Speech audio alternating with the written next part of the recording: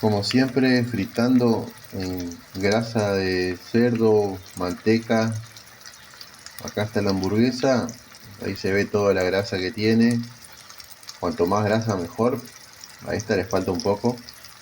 Esto va a ser terminado con queso, huevo frito y algo de ensalada para los requerimientos del poco carbohidrato que comemos nosotros. Y bueno, acá tienen una sugerencia más para el mediodía. Esto, por ejemplo, no tiene absolutamente nada que, o sea, te llena, está perfecto y como es, y puedes comer el doble de esto que tampoco te va a pasar nada. Yo ahora tenía este pedazo de carne picada y ya lo estoy haciendo.